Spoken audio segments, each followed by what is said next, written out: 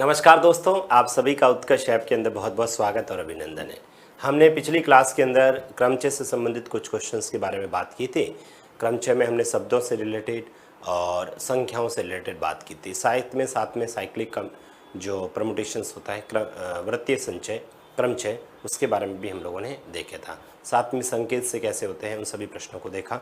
अब मैं थोड़ा सा बात करूँगा आप लोग के साथ में, ठीक है। इन्हीं क्वेश्चंस में अपन बात करते हैं। तो इसमें आपको जो क्वेश्चंस हैं कौन से, क्रमचय के बाद संचय, तो नेक्स्ट हेडिंग लिखेंगे आप सभी संचय, सभी नेक्स्ट हेडिंग लिखेंगे संचय, ठीक है। संचय, परमुटेशंस एंड कॉम्बिनेशंस, ठीक है, संचय कॉम्बिनेशंस। अब देखिएगा, इसके बारे में हम लोग बात करते हैं। परमुटेशंस कॉम्बिनेशंस के अंदर में संचय के बारे में हम लोग बात करेंगे। इसमें जो क्वेश्चंस बनते हैं उनके बारे में बात करते हैं। उससे पहले संचय किसे कहते हैं थोड़ा सा वो भी देख लें। तो आप लोग इसमें लिखेंगे परिभाषा, जो 11th बुक की में दे रखा है। दी हुई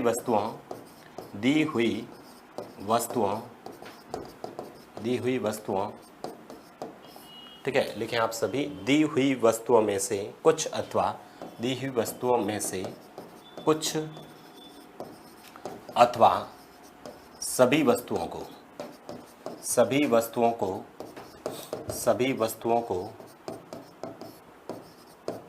दी हुई वस्तुओं में से कुछ अथवा सभी वस्तुओं को एक साथ लेकर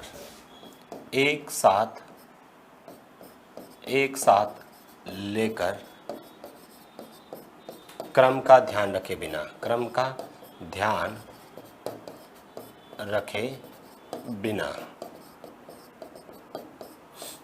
ठीक है। दी वस्तुओं में से कुछ अथवा सभी वस्तुओं को एक साथ लेकर क्रम का ध्यान रखे बिना, ठीक है। बनने वाले समूहों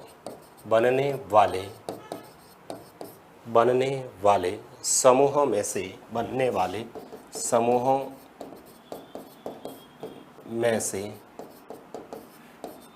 प्रत्येक समूह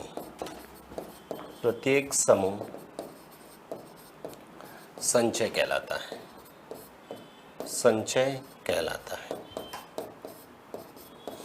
ठीक है।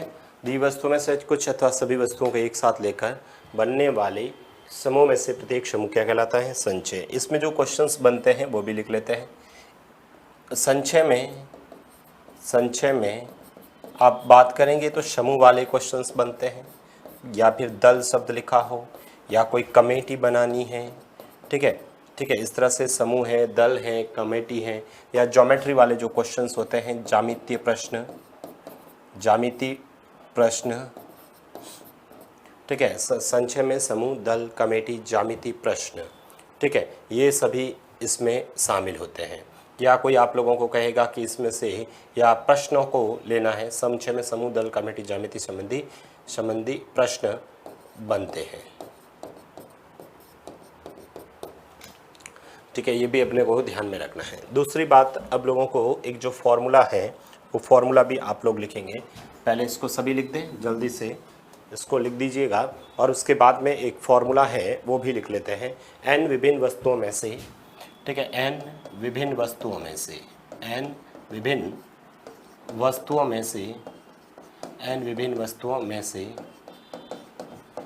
r वस्तुएं लेकर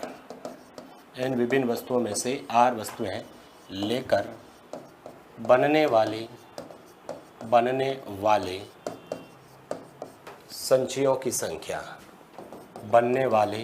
संचयों की संख्या,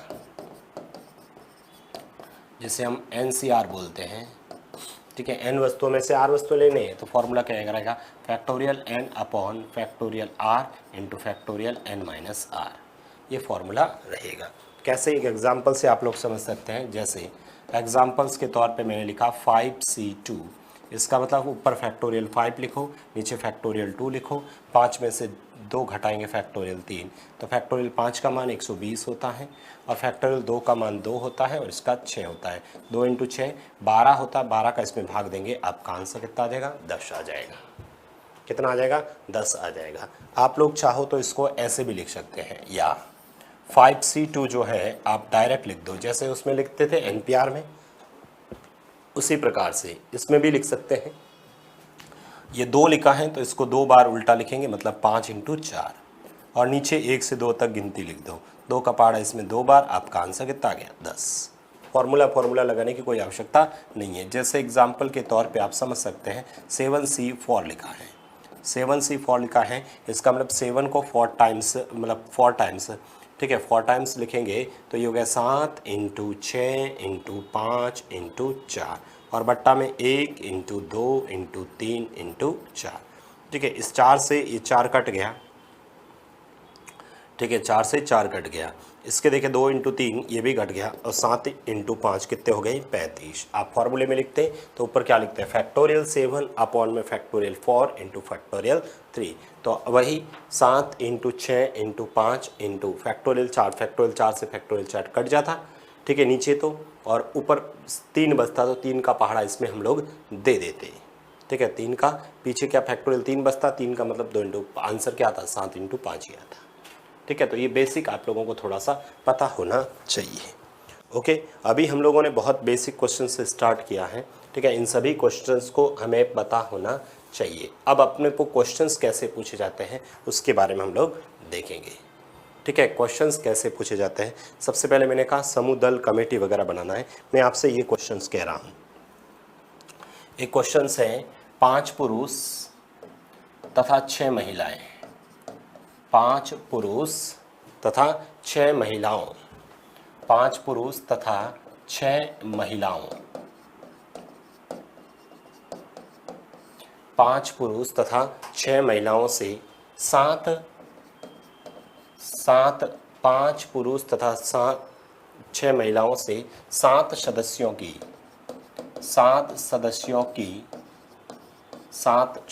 की कमेटी कितने प्रकार से बनाई जा सकती है, कमेटी कितने प्रकार से बनाई जा सकती है, कितने प्रकार से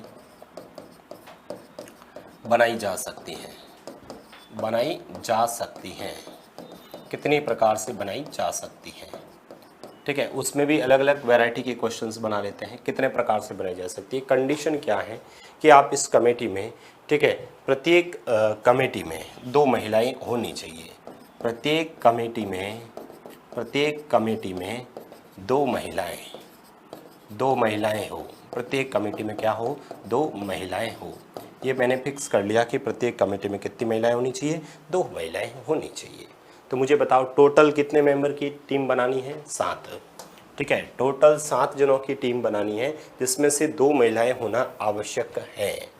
हमारे पास टोटल पुरुष कितने हैं सर, 5 पुरुष हैं, 5 मैन हैं और 6 वुमन हैं, टोटल है। अब मुझे बनाना कितना है, 7 मेंबर चाहिए। कितने मेंबर चाहिए सर, 7 मेंबर चाहिए, टोटल 7 मेंबर चाहिए। इसमें से 2 महिलाएं होना जरूरी है, तो यहाँ से तो आप 2 लोगे, तो 2 यहाँ से ले लिया, तो यहाँ से क्या लोगे 5 लोगे।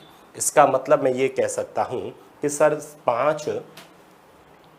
5 पुरुष में से 5 तो आपको 5 के 5 पुरुष लेने हैं तथा 2 महिलाएं लेनी हैं। क्या लेनी है, तथा 2 महिलाएं लेनी है, या नहीं कह रहा हूँ तथा 2 महिलाएं लेनी है। जब 2 महिलाएं लेनी है, यानी मैं यहाँ पर कह रहा हूँ तथा, ठीक है, एक सेकेंड, ये यहाँ लिख लेता हूँ, 5 तथा 2, 5 तथा 2। और जब मैंने आपको कहा था तथा लेना है, मतलब तो क्या बनाओगे, इसका जो आंसर होगा, इसका जो हमारा आंसर होगा वो क्या होगा, 5C5 × 6C2।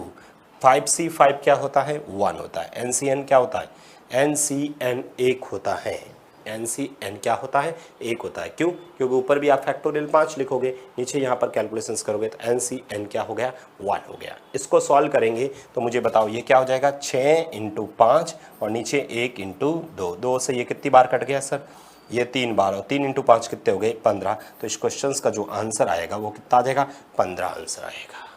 इस क्वेश्चंस का जो आएगा वो आंसर कितना आ जाएगा, 15 इस क्वेश्चंस का आंसर होगा। इसी प्रकार से आपसे क्वेश्चंस में ये पूछ ले, 2 नंबर क्वेश्चंस आपसे ये पूछ ले कि भाई प्रत्येक कमेटी में, मान लो मैं प्रश्न कहता कि भाई प्रत्येक कमेटी में, ठीक है, प्रत्येक कमेटी में 3 पुरुष होने चाहिए। प्रत्येक कमेटी में कितने होने चाहिए, 3 पुरुष हो। मुझे ये बताओ टोटल कितने हैं सर। सबसे पहले यदि सॉल्यूशंस करना है तो हमारे पास 5 पुरुष हैं और 6 महिलाएं हैं। मेंबर कितने लेने हैं सर? 7 मेंबर लेने हैं। 7 मेंबर में से ये कम से कम 2 पुरुष तो लेने ही हैं, तो यहाँ 3 ले लेंगे, 3 यहाँ ले लोगे तो यहाँ पर 4। तो आपका जो आंसर हो जाएगा 5C3 इंटू 6C4। बस यही अपना आंसर। कैसे सर करोगे सर? 5 इंटू 4 इंटू 3 और बट्टा में 1 इंटू 2 इंटू 3 इंटू में देखेंगे तो 6 इंटू 5 इंटू 4 इंटू 3 और बट्टा में 1 इंटू 2 इंटू 3 इंटू 4। कैलकुलेशंस करो, आप लोगों का आंसर आ जाएगा। जैसे यहाँ से कैलकुलेशंस करोगे 3 से 3 कटेगा, 2 से ये 2 बार, तो 5 इंटू 2 10 इंटू यहाँ से देखें आप लोग तो देखें, ठीक है, 4 से 4 कट गया, 3 से 3 कट गया, 2 से ये 3 इंटू 5 कितने हो गए? 15। तो आप लोगों का जो आंसर आएगा वो कितना आ जाएगा? 150 आएगा।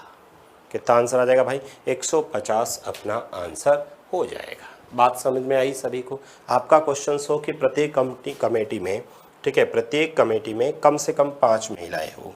मेरा प्रश्न ये है तीसरा, प्रत्येक कमेटी में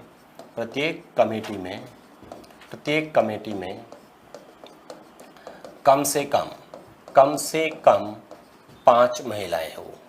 प्रत्येक कमेटी में कम से कम 5 महिलाएं हो, ठीक है, कम से कम 5 महिलाएं होनी चाहिए। प्रत्येक कमेटी में कम से कम 5 महिलाएं होनी चाहिए।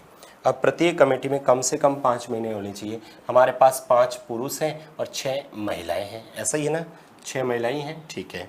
अब कम से कम हमें लेना है, ठीक है, कम से कम 5 महिलाएं होनी चाहिए। कम से कम 5 होनी चाहिए, ज़्यादा 6 भी हो सकती हैं, ज़्यादा 6 भी हो सकती है। तो ये 5 होगा तो ये 2 होंगे, ये 6 होगा तो ये 1 होंगे, ठीक है। या तो आप लोग क्या करो, 2 में से ये ले लो या फिर 1 में से ये ले लो। तो अपना जो आंसर हो जाएगा सर क्या हो जाएगा? या तो मैं क्या कर रहा हूँ, 5 में से 2 ले लेता हूँ तथा 6 में से 5 ले लेता हूँ। 7 हो गए। या का मतलब प्लस, या 5 में से 1 ले लेता हूँ तथा 6 में से 6 ले लेता हूँ। तो 5C2 क्या होता है? 5C2 अभी हम लोगों ने किया था 10 होता है, और 6C1 6 होता है, प्लस, ठीक है, प्लस यहाँ पर देखें तो ये कितना हो जाएगा सर? 5, और ये कितना हो जाएगा? 1। तो अपने पास 60 प्लस का 5 करें तो आपका जो आंसर आएगा वो कितना आ जाएगा? 65 आ जाएगा। 65 इस क्वेश्चन का क्या हो जाएगा? आंसर हो जाएगा। मुझे बताओ, इसमें किसी भी स्टूडेंट को दिक्कत नहीं होनी चाहिए। बहुत आसान से क्वेश्चंस हैं, ठीक है, आप लोग आराम से क्वेश्चंस को हल कर सकते हैं। इसी प्रकार से आप लोगों को क्वेश्चंस में ये कह दें कि प्रत्येक कमेटी में जैसे महिलाओं का बहुमत हो, मान लो 4 नंबर क्वेश्चन है, तो कह देता हूँ प्रत्येक कमेटी में महिलाओं का बहुमत हो। प्रत्येक कमेटी में महिलाओं का बहुमत हो। प्रत्येक कमेटी में महिलाओं का बहुमत हो, ठीक है, प्रत्येक कमेटी में महिलाओं का बहुमत हो। अब यदि महिलाएं ज़्यादा हैं, प्रत्येक कमेटी में महिलाओं का बहुमत है, पहले तो मुझे बताओ महिलाओं का बहुमत है तो महिलाएं यहाँ पर देखें तो 5M और 6W है। महिलाओं का बहुमत होना चाहिए, तो भाई 7 में से आप लोग बात करें तो 3 तो 3.5 होता है, आधा की बात करें तो यदि महिलाएं कम से कम 4 हो या फिर 5 या फिर 6 हो, 3 होते ही वो ज़्यादा हो जाएंगे, तो 4 ये 3 हो जाएंगे, ये 2 हो जाएंगे और ये 1 हो जाएंगे। क्या बात समझ में आई? प्रत्येक कमेटी में महिलाओं का बहुमत हो तो इस तरह से हम लोग बना सकते हैं। तो मैं कर लेता हूँ sir, 5C3 into 6C4 plus 5C2 into 6C5 plus, ठीक है, 5C1 इंटू 6C6। कैलकुलेशंस में आप लोग देखेंगे तो यहाँ पर 5C2 10 होता है, मैं डायरेक्ट लिख रहा हूँ। 6C2 कितना हो जाएगा सर? 6C2 अभी हमने नहीं पता तो गुणा कर ही लेते भाई। 6C2 का मतलब 6 इंटू 5 और 1 इंटू 2, 2 से ये कट जाएगा, 3 इंटू 5 15 हो जाएगा ना, 15 प्लस का ये 10 इंटू 6C1 6 प्लस का 5 इंटू 1। ओके, कैलकुलेशंस में आप लोग करेंगे तो ये कितना हो जाएगा सर? 150, ये कितना हो जाएगा? 60, ये कितना हो जाएगा? 5। टोटल कितने हो जाएंगे पर भाई? 215 अपना आंसर होगा। कितना आंसर हो जाएगा? 215 इस क्वेश्चन का आंसर हो जाएगा। बात सभी को समझ में आई? तो इस तरह से इस क्वेश्चंस में भी आप लोगों को प्रत्येक कमेटी में कम से कम 5 महिलाएं होनी चाहिए, तो इस तरह से हम लोग बना सकते हैं। प्रत्येक कमेटी में महिलाओं का बहुमत हो, तो महिलाओं का बहुमत है तो हमें महिलाओं को ज़्यादा रखना है। ओके, तो ये भी क्वेश्चंस आप लोगों को ध्यान में रखना है। ठीक है, इस तरह से सिंपल सा क्वेश्चंस आपसे कोई पूछे तो हमें पता होना चाहिए कि इस क्वेश्चंस को हमें कैसे करना है। ठीक है, तो ये समूह दल कमेटी से संबंधित क्वेश्चंस होता है। उसी प्रकार से आप लोगों को इसके अंदर बात करते हैं अपन लोग, तो इसी क्वेश्चंस के अंदर आपसे कभी कभी ज्योमेट्री के क्वेश्चंस पूछ लिए जाते हैं। ज्योमेट्री के क्वेश्चंस में आप लोग देखेंगे तो ज्योमेट्री के अंदर एक विकर्ण वाला क्वेश्चंस आता है। ठीक है, तो ये थोड़ा सा ध्यान रख लेना। n, ठीक है, किसी बहुभुज में विकर्णों की संख्या n भुजाओं वाले बहुभुज में, ये डायरेक्ट याद रख लेना, m भुजाओं वाले बहुभुज में विकर्णों की संख्या n भुजाओं वाले बहुभुज में विकर्णों की जो संख्या है वो क्या होती है, n-3/2 होता है। ये डायरेक्ट याद रख लेना, n भुजाओं वाले बहुभुज में विकर्णों की जो संख्या होती है वो क्या होती है, n-3/2 होती है। जैसे आप लोगों को बात करता हूँ, ठीक है, वर्ग होता है, वर्ग के अंदर 2 विकर्ण होते हैं, तो इसका मतलब भुजाएं कितनी हैं, 2। ठीक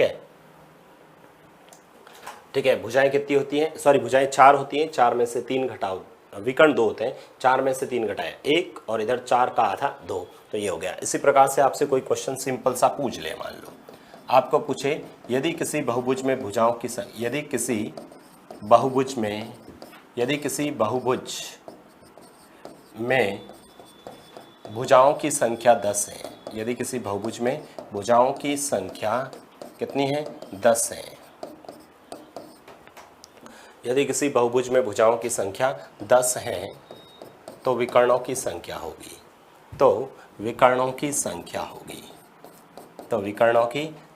होगी, मैंने आपको डायरेक्ट बताया, हालांकि ये भी कॉम्बिनेशन का क्वेश्चंस होता है, हमें तो डायरेक्ट ये फॉर्मूला याद रख लीजिए। तो 10 × 7/2, 2 का पार्ट है इसमें 5, 5 × 7 कितने हो गए, 35। तो आप लोगों का जो आंसर आ जाएगा वो कितना आ जाएगा, 35 अपना आंसर है।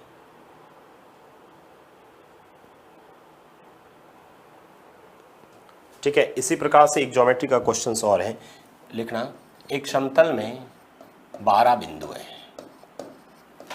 एक समतल में 12 बिंदु हैं, एक समतल में 12 बिंदु हैं, एक समतल में 12 बिंदु हैं, जिनमें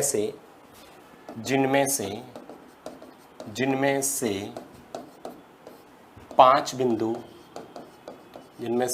बिंदु सरेख हैं, कोलिनियर है, जिनमें से 5 बिंदु सरेख हैं। तो बताओ इनको मिलाकर,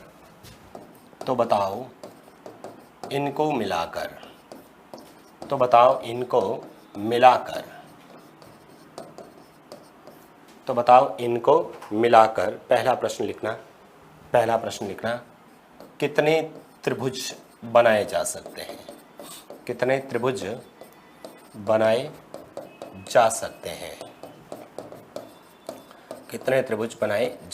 हैं। और दूसरा प्रश्न लिख लेना, कितने रेखाखंड बनाए जा सकते हैं, कितने रेखाखंड बनाए जा सकते हैं। ठीक है, 2 प्रश्न हो गए अपने पास में, एक तो है त्रिभुज बनाना, एक रेखाखंड। पहली बात तो सर 12 बिंदु हैं आपके पास में, तो त्रिभुज बनाना है, त्रिभुज के लिए कितने बिंदु चाहिए, सर 3 चाहिए। तो आप पहले तो सर इस 12 में से कोई 3 बिंदु सिलेक्ट कर लो, लेकिन सर 12 बिंदु में से 3 सेलेक्ट करोगे, हो सकता है वो तीनों बिंदु एक ही लाइन में हो, और जब तीनों बिंदु एक ही लाइन में होगा तो त्रिभुज बनेगा ही नहींगा। इसका मतलब वो 5 जो बिंदु हैं उस 5 में से 3 कभी मत लेना, उन 5 में से 3 कभी मत लेना। बस यही इस क्वेश्चन का आंसर हो जाएगा। तो आपका जो आंसर हो जाएगा वो 12 × 11 × ठीक है 12 × 11 × 10 और बट्टा में सर 1 × 2 × 3 -5 × 4 × 3 बट्टा में 1 × 2 × 3। मैंने यहाँ से कैलकुलेशंस में देखेंगे तो मुझे ये बताओ 2 इंटू 3 6, 6 का पहाड़ा इसमें 2 बार, ठीक है। 11 इंटू 2 22, 220 माइनस का 2 का पहाड़ा इसमें 2 बार, और ये 3 से 3 कट गया, तो ये कितना हो गया 5। तो आपका जो आंसर आ जाएगा वो 210 आएगा। कितना आ जाएगा 210 आंसर आ जाएगा। अब इसी क्वेश्चन में पूछा है कितने रेखाखंड बनाए जा सकते हैं। इसी क्वेश्चन में आपसे पूछा है कितने रेखाखंड। मुझे बताओ रेखाखंड का मतलब क्या होता है। 2 बिंदुओं से एक रेखाखंड बनेगा, 2 बिंदुओं से एक रेखाखंड बनेगा। तो सर आप क्या करो, इस 12 में से कोई 2 बिंदु ले लो, ठीक है। लेकिन इस 12 में 5 जो सरेख है उसमें से मत लेना, 5 में से 2 मत लेना, लेकिन साथ में ये एक वाला तो इसमें काउंट होगा। तो ये फॉर्मूला कैसे समझना इसको देखो। जैसे मान लो ये पॉइंट है मेरे पास, अब यहाँ से ये देखें आप लोग, ये पॉइंट है हमारे पास, ठीक है। तो यदि मैं इसकी बात करता हूँ तो यहाँ पर पॉइंट बना, एक ये बन सकता है, दूसरा ये बनता है, 3 ये बनता है, चौथा ये बनता है, ऐसे ये 5वां, ये पूरा का पूरा एक 5वां तो बनता है। लेकिन ये वाला भी एक ही काउंट होगा और ये भी एक ही काउंट होगा। इस वजह से हमने 12 में से तो 2 लेंगे, साथ में 5 में से 2 जो लेंगे उनसे रेखाखंड नहीं बनाएंगे, साथ में 1 प्लस, ये 1 इसलिए प्लस कर रहे हैं क्योंकि ये वाला तो होगा। मुझे ये बताओ, आपके पास एक ही लाइन में ऐसे बहुत सारे पॉइंट हैं, आप कहोगे सर मैंने एक ये बना दिया, एक ये बना दिया, एक ये बना दिया, एक ये बना दिया, एक ये, अरे एक कैसे बनाया, कुल मिलाकर है तो एक ही रेखाखंड, कुल मिला के एक ही तो है। इस वजह से ये जो सरेख वाला है भाई 12 में से 2 बिंदु ले लेना, फिर 5 में से 2 बिंदु लेते हैं उसको काउंट मत करना, लेकिन प्लस में +1 करना, इसलिए करना क्योंकि हमें कुल मिलाकर तो ये एक होगा, इस वजह से अपना आंसर होगा। क्या ये बात सभी को समझ में आई। कैलकुलेशंस आप लोग करेंगे तो सर 12 इंटू 11 और बट्टा में 1 इंटू 2, माइनस का 5 इंटू 4 बट्टा में 1 इंटू 2 और प्लस का 1, 2 से ये 6, 2 से ये 2, तो ये कितना होगा 66 माइनस का 10 प्लस का 1 दैट इज 57। कितना हो जाएगा भाई 57 अपना आंसर हो जाएगा। किसी भी स्टूडेंट को दिक्कत नहीं है, आराम से ऐसे क्वेश्चंस आप लोग कर सकते हैं। तो आप लोगों ने देखा कि हम लोगों ने ये जो क्रमचय संचय से संबंधित, संचय में इस तरह से ज्योमेट्री का क्वेश्चन बन सकता है, त्रिभुज का, रेखाखंड का, विकर्ण का ये प्रश्न पूछ सकता है, और वो समूहदल वाला भी प्रश्न बन सकता है, ठीक है। एक लास्ट में एक क्वेश्चंस लिख लेता हूँ मैं, मेरे पास है ये मैं जो क्वेश्चंस लाया हूँ वो 11th की बुक से लेके लिखवा रहा हूँ, एज इट इज़ वही लिखवा देता हूँ, ठीक है। अच्छा क्वेश्चंस है, हो सकता है पेपर में आ जाए, इसलिए मैंने देख के डायरेक्ट वो का वही लिखवा देता हूँ। प्रश्न ये है 5 व्यंजनों एवं 4 स्वरों, 4 स्वरों, ठीक है, 4 स्वरों से 3 व्यंजन एवं 2 स्वर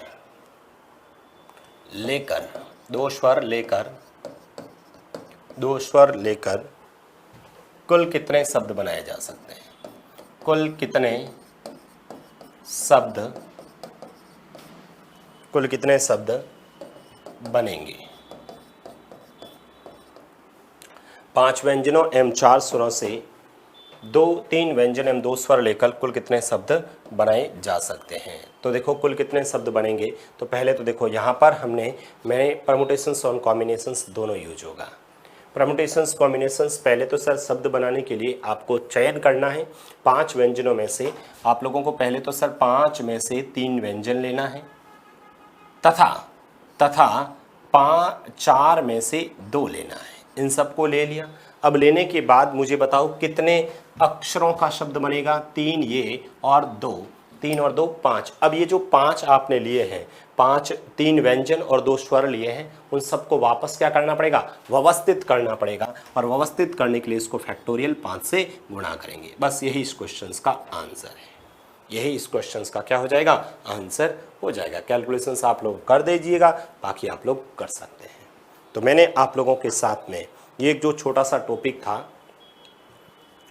ठीक है, इसको आपके साथ में डिस्कस किया है।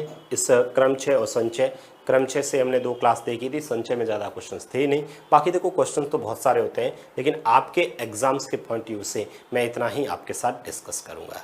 आई होप आप सभी को समझ में आया होगा। इसी के साथ में थैंक यू सो मच।